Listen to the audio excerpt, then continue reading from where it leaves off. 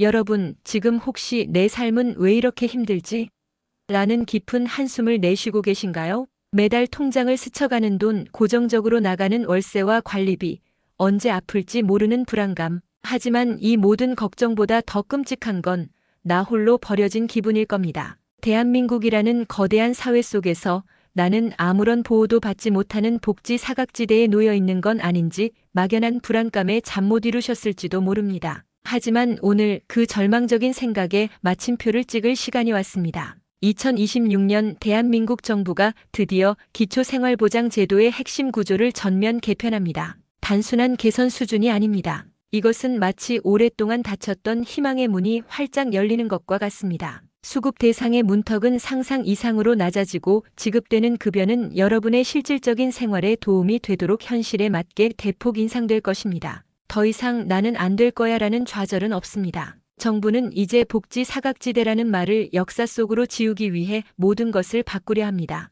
이 영상은 단순한 뉴스가 아닙니다. 여러분의 삶을 송두리째 바꿀 수 있는 기회의 시작입니다. 현직 행정안전부 소속 균형발전제도가 사무관 박근식 님이 직접 이 모든 변화의 핵심 본질을 여러분의 눈높이에 맞춰 생생하게 풀어낼 것입니다. 어떤 부분이 왜, 어떻게 달라지는지, 실제 정책이 설계되고 집행되는 과정에 숨겨진 이야기까지 그 누구도 알려주지 않았던 진짜 정보를 오직 이 영상에서만 확인하실 수 있습니다. 만약 이 정보를 놓친다면 여러분이 합법적으로 받을 수 있는 수백만 원, 아니 수천만 원에 달하는 정부 혜택을 알지 못한 채 영원히 스쳐보내게 될 것입니다. 더 이상 손해보지 마세요. 지금 바로 이 영상을 단 1초도 놓치지 않고 끝까지 시청하시고 여러분의 삶에 진정한 희망과 안정을 가져올 황금 같은 기회를 잡으십시오. 이 중요한 정보가 더 많은 분들에게 닿을 수 있도록 구독과 좋아요, 그리고 알림 설정까지 꼭 부탁드립니다. 여러분의 클릭 한 번이 꺼져가는 희망의 불씨를 되살리는 큰 힘이 됩니다. 자, 그럼 이제 여러분의 삶을 바꿀 여정을 함께 떠나볼까요? 이제부터 2026년부터 적용될 기초생활보장 제도의 핵심 변화 7가지를 여러분께 자세히 설명해 드리겠습니다. 이 변화들은 단순히 숫자가 바뀌는 것을 넘어 여러분의 삶에 직접적인 영향을 미칠 중대한 내용입니다. 가장 먼저 많은 분들이 가장 궁금해하실 생계급여 선정 기준이 달라집니다. 현재 생계급여는 기준 중위소득의 32% 이하 가구에게만 지급되고 있습니다. 예를 들어 1인 가구의 경우 2025년 7월 기준 중위소득 238만 원의 32%인 약 76만 5천 원 이하의 소득이어야만 혜택을 받을 수 있었죠. 하지만 2026년에는 이 기준이 33%에서 34% 수준까지 상향될 가능성이 높습니다. 단 1%포인트의 작은 차이처럼 느껴질 수 있지만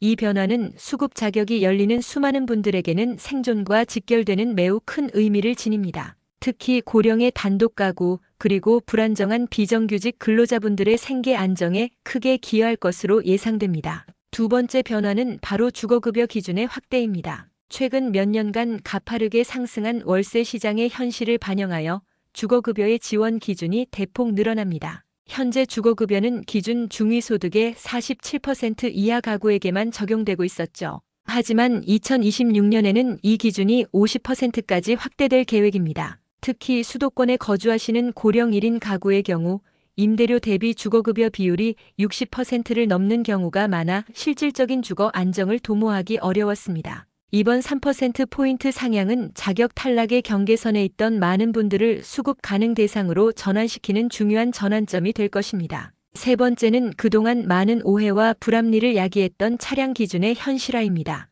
단순히 차량을 소유하고 있다는 이유만으로 복지 혜택에서 제외되는 안타까운 사례가 많았습니다. 특히 500만 원 미만의 경차 한 대로 생계를 유지하며 병원이나 마트 이동을 해결하던 고령자분들조찬 해당 차량이 소득 환산율 100%를 적용받으며 실질 소득으로 간주되어 수급에서 탈락하는 경우가 허다했죠. 하지만 2026년부터는 이 소득 환산율을 대폭 낮추어 소형 차량은 소득으로 거의 간주하지 않는 방향으로 개선됩니다. 구체적으로는 500만 원 이하 차량은 100%가 아닌 4.17%만 소득으로 환산됩니다. 이를 월 환산 소득으로 따져보면 약 1만 7,400원 수준으로 사실상 차량 소유로 인한 복지 혜택 박탈의 문제는 대부분 해소될 것으로 보입니다. 이는 특히 거동이 불편한 고령자분들의 이동권 보장에 큰 도움이 될 것입니다. 네 번째는 복지 사각지대의 가장 큰 원인 중 하나로 지목되었던 부양의무자 기준의 획기적인 완화입니다.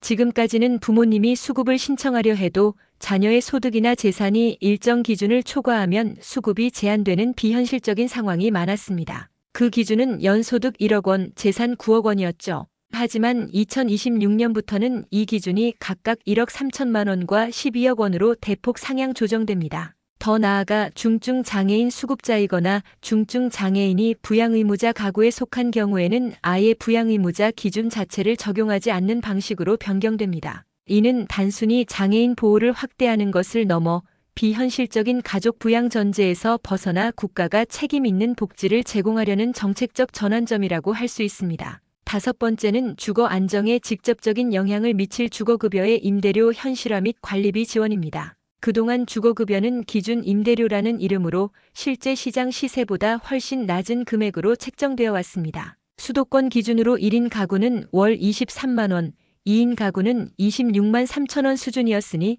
실제 이 금액으로 방을 구하는 것은 불가능에 가까웠습니다. 정부는 이 문제를 해결하기 위해 2026년까지 기준 임대료를 단계적으로 조정하여 수급자들이 실질적으로 거주 가능한 수준으로 맞추기로 했습니다. 특히 주목할 점은 이제 관리비 지원도 새롭게 논의되고 있다는 사실입니다. 지역 난방비, 전기세, 공동관리비 등 고정 지출 부담이 컸던 항목들까지 관리비 지원에 포함될 경우 고령 수급자들에게는 실질적인 가계 부담 경감에 큰 도움이 될 것입니다. 여섯 번째 변화는 비참한 주거 환경의 노인분들을 위한 비적정 거처 거주자에 대한 이주 정착금 지원 강화입니다. 고시원, 쪽방, 반지하 등 최소한의 인간다운 삶을 보장하기 어려운 환경에 사는 수급자들은 주거급여를 받더라도 이사비, 보증금, 첫달, 월세 등 초기 비용을 감당할 수 없어 더 나은 곳으로 이사할 엄두조차 내지 못했습니다. 하지만 2026년부터는 지방자치단체가 중심이 되어 이주 정착금과 초기 월세를 함께 지원하는 방향으로 제도를 강화합니다. 이는 단순한 급여 지급을 넘어 수급자들이 실질적으로 더 안전하고 쾌적한 주거 환경으로 이전할 수 있는 현실적인 기반을 제공하겠다는 정부의 의지입니다. 마지막 일곱 번째 핵심 변화는 고령층에게 특히 중요한 주거형 재산 기준의 조정입니다. 현재는 실거주 중인 주택이라도 일정 금액을 초과하면 소득으로 환산되어 수급 자격에서 제외되는 불합리한 경우가 많았습니다. 특히 서울과 수도권의 단독주택을 보유한 고령자분들이 이러한 문제로 고통받는 대표적인 대상이었죠. 정부는 이 문제를 해결하기 위해 실거주 주택에 대해 소득 환산율을 추가로 낮추거나 일정 금액까지는 아예 재산으로 간주하지 않는 방안을 적극 검토하고 있습니다. 더불어 지역별 재산 공제액 또한 현행 서울 1억 5천만 원, 수도권 1억 원, 기타 지방 7천만 원이라는 기준이 현실적인 집값 상승률을 반영하지 못한다는 판단하에 조정될 예정입니다. 이 변화는 평생 살아온 보금자리를 지키면서도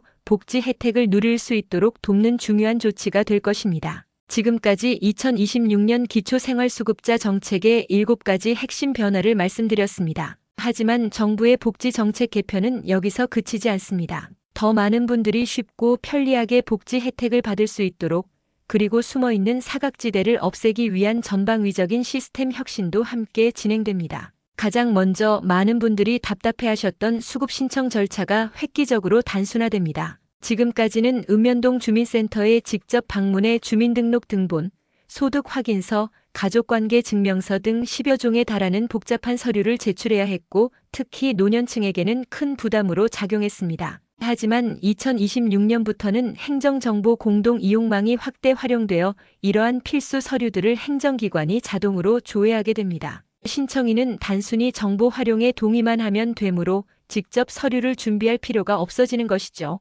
또한 모바일 신청 기능도 강화되어 스마트폰으로 언제 어디서든 간편하게 수급 신청이 가능해질 예정입니다. 신청 후 결과를 기다리는 시간도 대폭 줄어듭니다. 현재는 수급 신청 후 30일 이내의 결과가 통지되었지만 2026년부터는 이 기간을 21일로 단축합니다. 더 나아가 갑작스러운 실직이나 사고 등으로 급여가 절실한 위기 가구를 위해 14일 내에 임시 급여를 우선 지급하는 선지급 후심사 방식도 도입됩니다. 이는 복지 혜택이 필요한 순간 적시에 지원이 이루어질 수 있도록 하는 매우 중요한 변화입니다. 그동안 복지 사각지대의 큰 원인 중 하나는 제도를 몰라서 신청하지 못하는 경우였습니다. 하지만 이제는 정부가 먼저 여러분을 찾아갑니다. 2026년부터는 공공 마이데이터 시스템을 활용한 수급 자격 사전 알림이 전국적으로 시행됩니다. 예를 들어 국민건강보험공단, 고용노동부, 국세청 등 여러 기관의 데이터를 AI가 자동 분석하여 기준,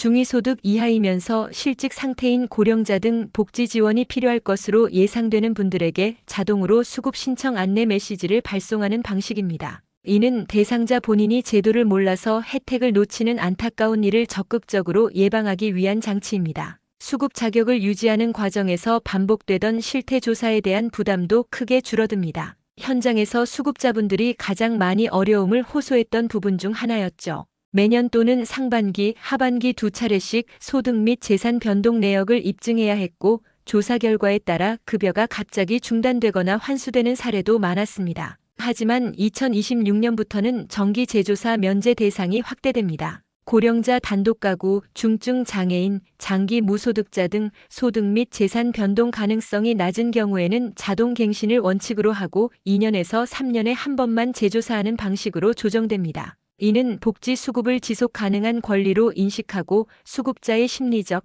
행정적 부담을 덜어주려는 정부의 노력입니다. 이제 국민의 건강권 보장을 위한 의료급여 체계의 전면 개편에 대해 말씀드리겠습니다. 지금까지는 1종 수급자와 2종 수급자의 급여 범위와 본인 부담 비율이 달라 동일한 질환을 치료해도 비용 부담에 큰 차이가 있었습니다. 특히 만성질환이나 암 등 장기 치료가 필요한 분들은 이러한 차이 때문에 실질적으로 치료를 포기하는 경우도 많았죠. 이에 따라 2026년부터는 2종 수급자의 본인 부담률이 단계적으로 낮아지며 특정 중증 질환에 대해서는 1종과 동일한 지원을 받는 방식으로 통합됩니다. 또한 치매, 중풍, 당뇨 등 60세 이상에게 흔한 질환군은 장기 질환군으로 별도 분류하여 의료급여 보장 범위를 확대 적용할 계획입니다. 무엇보다 중요한 변화는 의료급여 보장 범위에 검진 및 예방 중심이 추가된다는 것입니다. 지금까지는 병이 악화되어야만 병원 문턱을 넘을 수 있는 치료 중심의 급여 시스템이었습니다.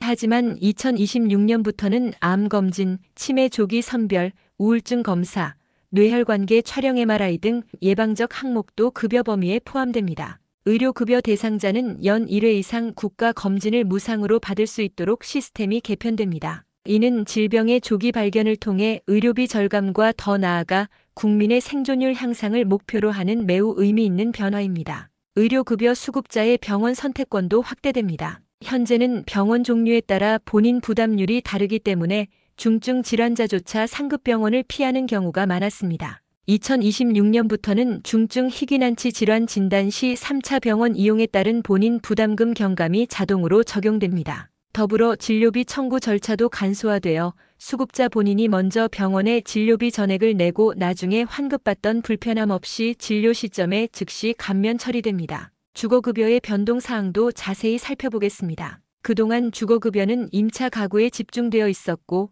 자가 가구는 주택 노후도에 따라 주택 수선 비용이 지급되는 방식이었습니다. 하지만 실무에서 확인된 문제는 자가이긴 해도 주거 환경이 매우 열악한 경우 수선 비용만으로는 근본적인 개선이 어렵다는 점이었습니다. 이에 따라 2026년부터는 자가 가구에도 일정 조건 하에 임차 급여와 유사한 수준의 주거 이전 지원금이 제공될 수 있도록 검토 중입니다. 특히 20년 이상 된 노후주택에 거주하는 65세 이상 단독 가구가 우선 대상이 됩니다. 갑작스러운 위기에 처한 분들을 위한 안전망도 더욱 촘촘해집니다. 긴급복지 지원 제도의 연계가 강화되는데요.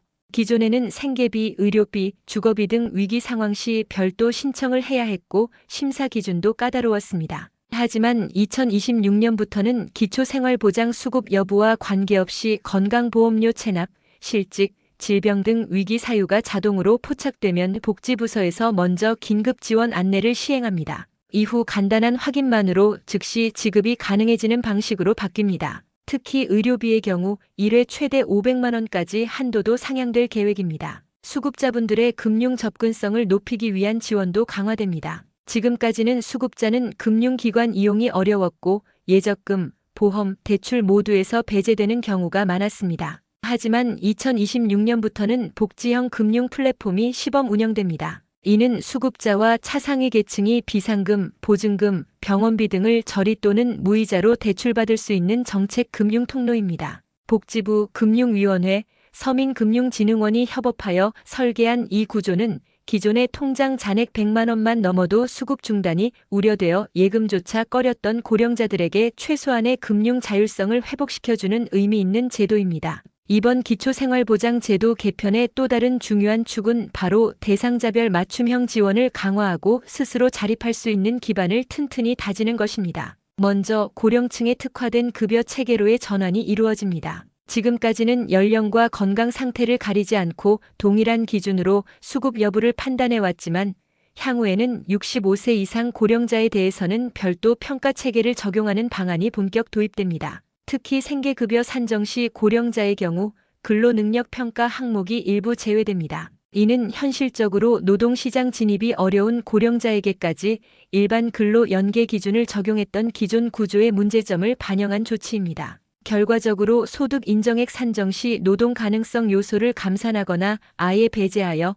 고령 수급자의 실질 급여액이 증가하는 효과를 기대할 수 있습니다. 또한 고령 수급자만을 위한 추가 지원인 생활보조급여가 도입됩니다. 이는 별도 신청 없이 생계급여 수급자 중 만 70세 이상 고령자에게 자동으로 지급될 예정입니다. 월 3만 원 내외의 범위에서 식료품, 생필품 등 기초생활 소비를 보전하기 위한 용도로 내부적으로는 기초생활 안정수당으로 불리고 있습니다. 주거복지 측면에서도 고령층 맞춤형 제도가 확대됩니다. 공공임대주택 입주자 선정 시 소득자산 기준 외의 대기 순번제 중심이었던 기존 방식에서 벗어나 2026년부터는 고령 수급자에게 우선 배정권이 부여됩니다. 특히 무주택 수급자 중 70세 이상 수도권 노인의 경우 LH와 지자체가 관리하는 고령자 전용 공공임대주택 입주가 보다 빠르게 연결될 것입니다. 더불어 노후 공공임대주택에 거주 중인 수급 고령자에게는 낡은 욕실, 낙상 위험이 큰 바닥, 단열 취약 창호 등 주거 환경 개선을 위한 개보수 비용이 전액 또는 일부 지원됩니다. 2026년에는 우선 시범지역 30개 시군에서 시행 후 전국 확대가 예정되어 있습니다. 고령 수급자의 건강과 안전을 위한 지역 돌봄 네트워크도 제도화됩니다. 지금까지는 일부 복지관이나 민간단체 중심으로 생활 돌봄이 이루어졌지만 2026년부터는 읍면동 단위 생활안심지원센터를 거점으로 공공주도의 돌봄 서비스가 제공됩니다. 구체적으로 주 1회 이상 방문 안전 확인, 응급상황 자동 감지 센서 설치, 정기적인 안부 전화 및 방문 등이 포함됩니다. 이와 연계하여 커뮤니티 케어형 급여도 본격 확대됩니다. 요양원 등 시설 입소가 아닌 거주지 내에서 돌봄을 받으며 생활할 수 있는 구조를 구축하는 것이 목표입니다. 장기 요양 등급 판정을 받지 못한 수급자라도 일상생활에서 도움이 필요한 경우라면 지자체가 돌봄 인력을 연계하거나 주거지 내 복지센터를 통해 세탁, 청소, 식사 등 생활 서비스를 제공하게 됩니다. 건강 돌봄 또한 더욱 강화됩니다.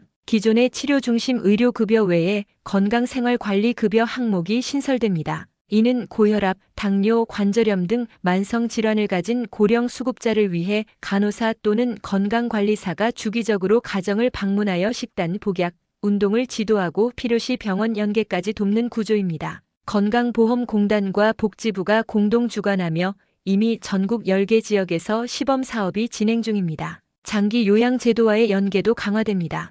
기존에는 기초생활수급자라도 장기 요양 등급이 없으면 별도 돌봄을 받기 어려웠습니다. 하지만 2026년부터는 지자체장이 판단하여 지역 맞춤형 요양 돌봄 대상자로 지정할 수 있게 됩니다. 이 제도는 65세 이상이면서 일상생활에서 일정 수준의 지원이 필요하다는 사실만 입증되면 요양 등급 없이도 요양보호사 서비스를 받을 수 있게 하자는 취지입니다. 또한 장기 요양 본인 부담금 감면 폭도 확대됩니다. 현재는 등급별로 월 30만 원에서 50만 원의 본인 부담금이 발생하고 있으며 수급자의 경우 일부 경감이 적용되지만 여전히 부담이 컸습니다. 생계급여 및 의료급여 수급자의 경우 본인 부담금이 전액 면제되며 주거급여 및 교육급여 수급자는 50%까지 감면받는 방식으로 조정됩니다. 주거급여 대상자의 경우 국민임대 및 영구임대 외에 민간 전세임대 주택까지도 연계 지원을 받을 수 있도록 기준이 개편됩니다. 기존에는 전세금의 5% 이상을 본인이 부담해야 전세임대 연계가 가능했지만 생계 및 주거급여 수급자의 경우 전세금 전액을 공공이 지원하고 본인 부담은 0원이 되는 방안이 적용될 예정입니다. 이러한 제도 변화들은 일회성 보완이 아니라 복지제도의 구조적 재설계라는 점에 주목해야 합니다. 특히 고령자 빈곤율이 여전히 OECD 국가 중 가장 높은 수준이라는 점에서 이번 개편은 제도 안의 안전망을 고령자 중심으로 재편하려는 정부의 강력한 시도입니다. 수급자가 자존감을 유지하며 지역 사회에서 능동적으로 살아갈 수 있도록 하는 것이 이번 정부의 정책 목표입니다. 지금까지 시청해 주셔서 감사합니다. 구독, 좋아요를 눌러주시면 더욱 좋은 정보로 다시 찾아뵙겠습니다.